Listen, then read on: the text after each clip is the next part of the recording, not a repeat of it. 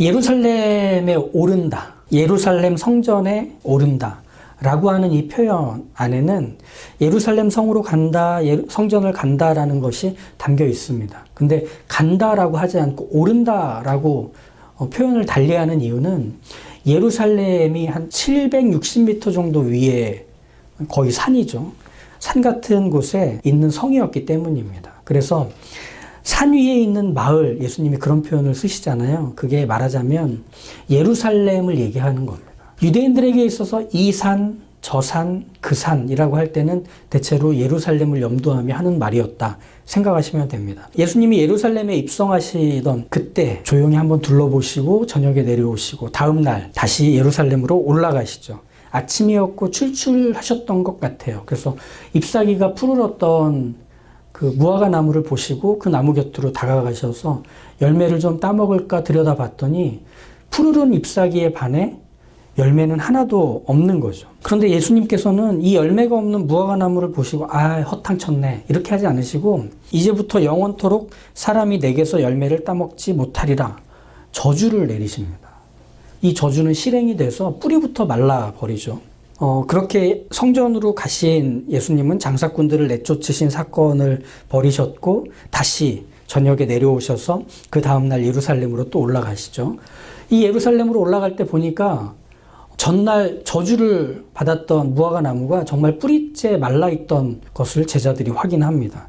여기서 뿌리째 말라 있었다라고 볼 수 있었던 건 잎사귀가 다 말라버린 것 때문이죠. 가지와 줄기는 바짝 말라있고 잎사귀는 다 떨어져 있는, 물기 하나 없는 모든 영양분이 증발된 것 같은 상태가 된 게 제자들의 눈에 띈 겁니다. 그럼 여기서 무화과 때가 아닌데도 예수님이 배고프신 나머지 열매를 얻으시려고 하다가 실패한 그 일 때문에 화를 내셨다. 예수님이 나는 빈속엔 아무것도 못해. 난 스트레스가 심해. 이런 것 때문에 나무를 저주하시는 일 좀 낯설죠. 예수님의 성품 같지 않죠. 지금 예수님이 기대하신 무화과 나무의 열매는 무화과의 때가 아닐 때 달려있던 아무도 따가지 않던 열매들이 맺히는 때를 얘기합니다. 그래서 상품성도 없고 사람들이 맛있게 먹을 수도 없는 쓰고 딱딱한 익지 않은 그 열매가 나는 시기, 아이들이 입에 물고 빨아서 이렇게 침을 계속 만드는 그런 간식 같은 용도로 쓰이거나 나그네들이 갈증을 해소하기 위해서 떫긴 하지만 꽉 깨물어서 약간의 물기를 삼키는 그 정도의 용도로밖에는 쓸 일이 없는, 가축의 사료로도 쓰기 어려운 그 상태죠. 그런데 이 무화과 나무에 철 잃은 무화과 열매도 없었던 겁니다. 그저 잎사귀만 푸르게 가득 차 있었다라는 거죠. 예수님은 푸른 잎사귀들 사이에 열매가 없는 그 상태를 지적하시고 저주하실 때 이것은 저주가 목적이 아니라 일종의 시청각 교육을 하시는 겁니다. 무화과의 때가 아니라고 무화과 나무에 열매가 없어서는 안 된다 이겁니다. 이거 당연한 얘기겠죠. 이 유대인들에게 있어서는. 하지만 이 교훈을 예수님이 하셔야 되는 이유는 유대인들의 믿음을 지적해야 하기 때문이셨습니다. 그래서 진짜 믿음이 무엇인지를 알려주셔야 하기 때문이었죠. 하나님께 유일하게 선택받은 민족이라고 하는 이 유대인의 자부심, 여기에는 하나님께서 유대인을 위해 크고 위대한 일을 해주실 것이라는 유대인들의 믿음, 그것이 예수님께는 계속 걸리는 일이었던 겁니다. 이 믿음은 유대인들을 위해 크고 위대한 일을 하려고 오시는 메시아를 참을성 있게 기다리게 해줬을 겁니다. 유대인들에게는. 성전은 참을성 있게 메시아를 기다리며 하나님께 선택받은 백성들이라는 걸 확인시켜주는 역할로 충실히 그 기능을 다 했을 겁니다. 성전은. 그래서 예루살렘과 성전과 메시아를 향한 유대인들의 이 믿음, 이 열심, 이 사랑은 남달랐겠죠. 하나님이 유대인들을 위하시는 하나님이신 걸 확실하게 믿었기 때문에 유대인들은 자신들이 하나님을 믿고 있다는 걸 의심한 적이 없어요. 아브라함의 하나님이고 다윗의 하나님이고 솔로몬의 하나님이고 또 우리의 하나님이야. 아브라함을 위하신 하나님이고 모세를 위하신 하나님이고 다윗을 위하신 하나님이 우리의 하나님이야 라고 하는 믿음 말이죠. 우리들을 도우실 거야. 우리를 지금의 이 어려움에서 건지실 거야. 우리에게 모든 것들을 준비해 놓으셔서 우리를 거기로 데려가셔서 행복의 나라 안으로 들이실 거야 라고 하는 걸 유대인들은 그 누구도 의심하지 않았기에 열심히 기도할 수 있었고 금식할 수 있었던 거죠. 그리고 성전에 가득한 재물 타는 냄새와 연기를 통해 우리의 하나님은 우리를 위하시기 때문에 언제든 제사를 드리면 용서해 주시는 하나님이셔 라는 걸로 유대인들은 성전을 바라보며 안심했고 그 연기를 바라보며 하나님과의 관계를 확인했을 겁니다. 이게 유대인들이 하나님에 대해서 믿었던 믿음의 모습이죠. 오직 유대인들만을 위해 성전과 메시아가 견고하게 마련되어 있는 지금의 상황. 오직 유대인들만을 위해 예루살렘은 완벽하게 작동되고 있는 이 상황. 여기에서 유대인들이 믿음이 없을 리가 있겠습니까? 하나님이 자신들을 위한다는 이 믿음을 의심할 필요가 있겠습니까? 진짜 믿는 거죠.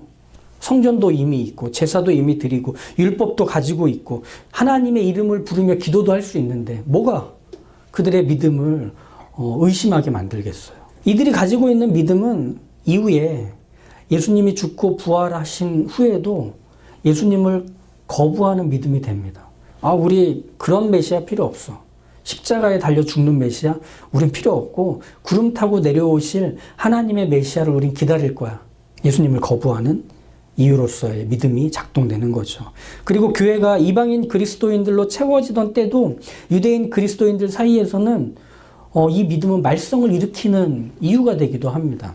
여전히 할례를 받고 율법을 준수해야만 예수님을 믿어 받았다는 그 구원이 진짜가 된다고 가르치던 유대인 그리스도인들의 그 확신에 찬 그 믿음이 사실은 교회가 세워진 이후에 특별히 이방인들로 가득 채워진 교회에서 문제가 제일 컸던 이유가 돼요. 유대인들에게는 이게 숨쉬듯 익숙한 일이거든요. 제사를 드리는 것, 율법을 지키는 것, 할례를 받는 것. 그래야 하나님이 자신들을 위해서 일하시는 하나님이라는 것을, 자신들의 아버지라는 것을 믿고 그 하나님을 의지하며 기도하고 살 수 있으니까. 그러니까 유대인들인 그리스도인들이 이방인인 그리스도인들에게 이런 걸 알려주는 건 친절한 모습이었을 수도 있어요. 야, 너희도 할례 받아. 그러면 하나님이 너희를 위하신다는 확신이 더 강해질 거야. 너희가 구원받았다는 걸 더 분명히 알게 될 거야. 그러니까 의심하지 않고 기도하고 싶다면, 그래서 하나님을 내 편이라고 여기며 마음의 편안함을 갖고 싶다면 너도 할례를 받고 율법을 지켜봐 라고 말할 수 있는 거예요. 그들에겐 그게 자연스러워서. 유대인 그리스도인들에게는 자신들에게 익숙한 이 믿음이야말로 이방인 그리스도인들에게 유익할 거라고 여겨서 가르쳐준 호의였겠지만 사실 그 유대인들의 믿음은 오래된 가죽 부대였던 겁니다. 예수님을 통해서 이제 이 세상에 소개되는 복음, 또 하나님의 은혜가, 하나님의 그 우리를 향한 사랑이 담겨질 수 없는 부족한 것이기 때문에, 그러면 그 부대가 터져서 술도 상하고 부대도 찢어지는 일이 생길 뿐이었습니다. 그렇다면 유대인들이 가졌어야 되는 원래의 믿음의 진짜 모습은 어떤 것이냐? 그리고 예수님이 그들에게 알려주시고 싶은 그 믿음의 진짜는 무엇이냐? 유대인들이 평생을 통해서 배우고 지켜왔던 하나님의 법인 율법과 규례 안에 사실은 믿음의 내용이 담겨 있습니다. 무엇이냐면 하나님은 목적을 가지고 유대인들에게 율법을 주셨어요. 그것은 하나님을 닮는 것이었습니다. 율법의 뼈대가 되는 이 10계명의 내용들을 한번 떠올려 보시면 하나님이 어떤 분이신지를 이 율법을 지키는 것으로 경험할 수 있는 내용들입니다. 어떤 것일까요? 살인하지 마라, 남의 것을 훔치지 마라, 거짓말로 사람에게 피해를 입히지 마라. 이 율법의 내용들이 담고 있는 하나님을 닮아 있는 것은 사랑입니다. 이건 큰 뼈대가 되는 10계명뿐 아니라 작은 율법의 내용에도 들어가요. 신명기 22장 8절에 이런 율법이 있는데 한번 들어보세요. 내가 새 집을 지을 때 지붕에 난간을 만들어 사람이 떨어지지 않게 하라. 그 피가 내 집으로 돌아갈까 하노라. 자기 집을 짓는데도 자기 집 지붕에 난간을 만들라는 일종의 건축법 같은 율법입니다. 하나님께서는 왜 이런 율법을 유대인들에게 주셨느냐면 유대인들의 집은 이렇게 평평한 사각형으로 되어 있는 집이었거든요. 그리고 지붕이라고 하기에는 우리처럼 이렇게 뾰족하지 않고 평평하게 그 위를 이제 파놓은 일종의 옥상 같은 개념이죠. 거기에 하나님이 난간을 치라고 하신 겁니다. 왜냐하면 너희 가족들 말고 다른 누군가가 너희 그 옥상에 올라가서 같이 식사를 하거나 대화를 나누거나 차를 마시거나 시간을 보낼 때 그 올라온 이웃들이 안전하게 그곳에서 시간을 보내고 돌아갈 수 있게 너 공사비 더 들여서 난간을 확보해라. 이렇게 얘기하신 겁니다. 왜? 사랑을 실천하는 것이 율법의 정신이기 때문에 그렇습니다. 돈 더 드는 일입니다. 귀찮은 일이고 그냥 위에 옥상을 닫아버리면 됩니다. 아, 우리 옥상 쓰지 마. 다른 집 써. 라고 하면 될 일인데 우리 옥상을 열어서 그 공간을 우리 이웃들과 함께 쓰기 위해서 난간을 쳐야 하는 겁니다. 즉, 율법 안에는 율법을 지키는 것을 통해 이웃을 사랑하는 것을 의무로 여기는 걸 배우게 만든 겁니다. 이웃을 사랑하는 것은 해도 되고 안 해도 되는 선택의 문제가 아니라 반드시 해야만 되는 의무의 문제가 되도록 율법 안에 담아버리신 겁니다. 그렇게 의무가 돼버린 이웃사랑은 인격이 되고 이 인격은 다시 문화, 정치, 경제, 교육 전반으로 확장되도록 만드시려고 지켜야만 돼라고 하는 율법 안에 이 사랑을 담아 놓으신 겁니다. 왜? 그걸 지키면서 사랑이 인격이 되도록, 사랑이 사회가 되도록, 사랑이 그 세계가 되도록 만드시려는 하나님의 목적이 있었기 때문이죠. 하나님을 닮는다는 건 사랑으로 열매를 맺는 것으로만 닮은 게 나타납니다. 다른 것은 없습니다. 그리고 그 열매를 맺는다. 그것은 누군가가 먹을 수 있도록 열매를 맺는 것을 말합니다. 그러니 내가 하나님을 닮아 있다라고 하는 것은 누군가가 유익을 얻는 것으로 나타나는 일일 뿐입니다.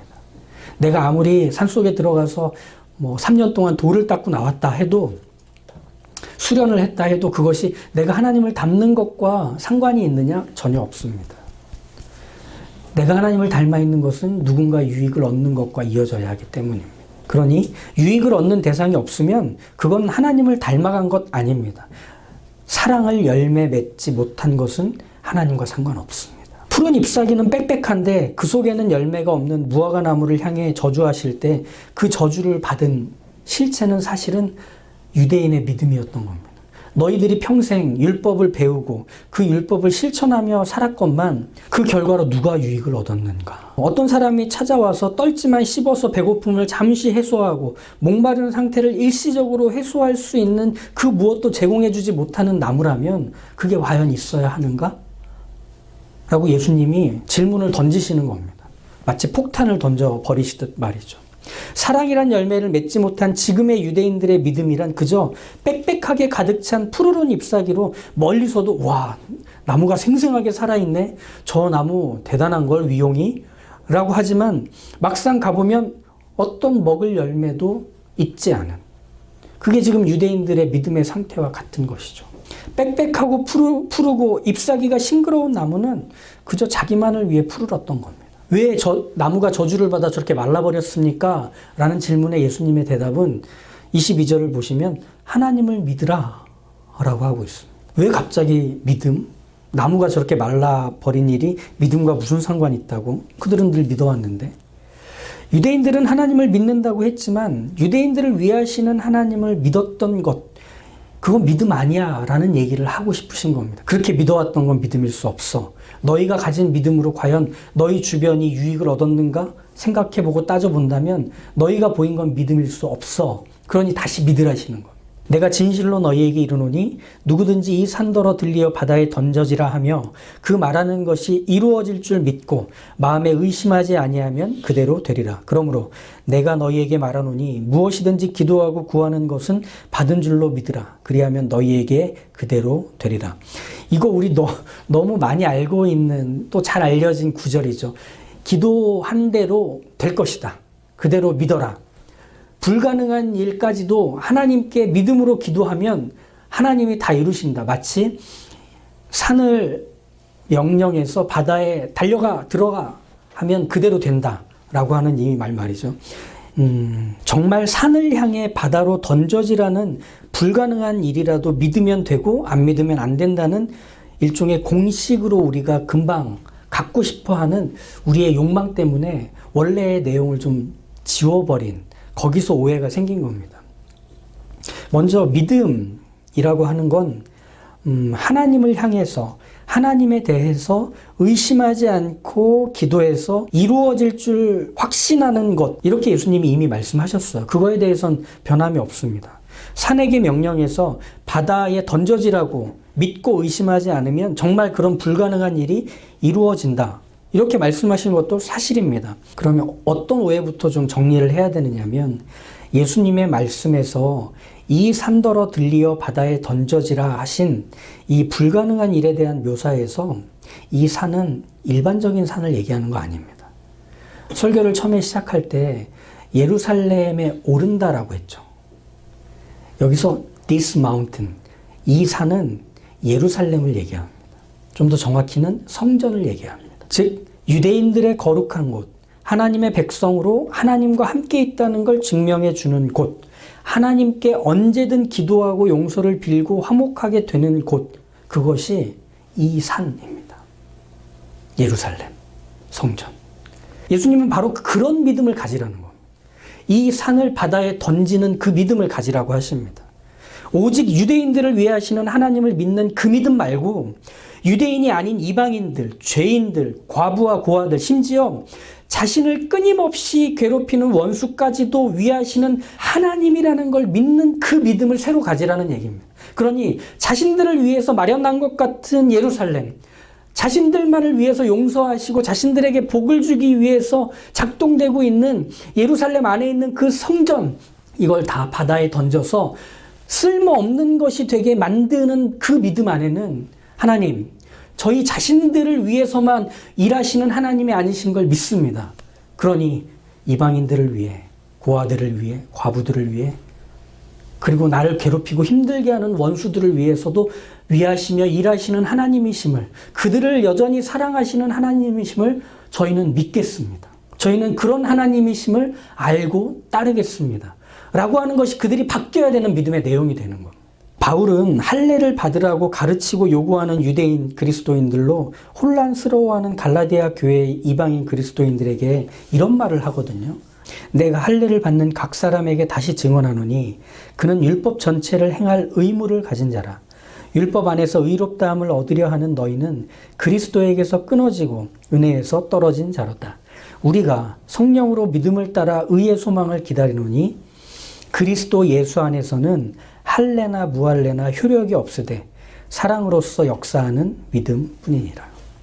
지금 예수님이 유대인들에게 가르쳐 주시려는 믿음, 그리고 새로운 시대에 나타나야 되는 바로 그 믿음을 바울은 사랑으로서 역사하는 믿음이라고 표현합니다. 사랑으로서 역사하는 믿음이란 하나님이 날 사랑하신 걸 알고 믿게 되어 생긴 믿음을 얘기합니다. 하나님이 날 사랑하셨기 때문에 내가 하나님을 거부하고 하나님과 상관없이 사는 바로 그때 우리가 구원을 받아요. 그렇기 때문에 우리가 믿는다라고 하는 것은 뭐랄까요? 하나님이 나를 사랑하신다는 걸 알게 되었다는 말이기도 해요. 그래서 하나님이 나를 사랑하신다는 건 내가 하나님을 사랑하기도 전에 일어난 일이었다는 걸 아는 게 믿음이 되는 거기 때문에 믿음은 사랑으로 시작되어 사랑으로 작동되고 사랑으로 내용이 되어 채워지는 겁니다. 그러니까 믿어 하는 어떤 그 열렬한 확신, 신념 이런 게 믿음이 아니라 하나님이 나를 사랑하신다는 사실을 알게 되는 것, 그것으로 시작된 이 믿음은 하나님의 사랑으로만 끊임없이 채워지고 단단해지고 깊어지는 거죠. 그래서 하나님을 사랑하기 때문에 나는 하나님이 원하시는 삶을 살아가려고 애쓰기 시작하는 것, 이게 믿음으로 산다는 표현입니다. 그러면 하나님이 나를 사랑하신다는 걸 알고 이제 나도 하나님을 사랑해서 살아가는 삶이 믿음으로 사는 것이라면 이렇게 설명할 수도 있을 것 같아요.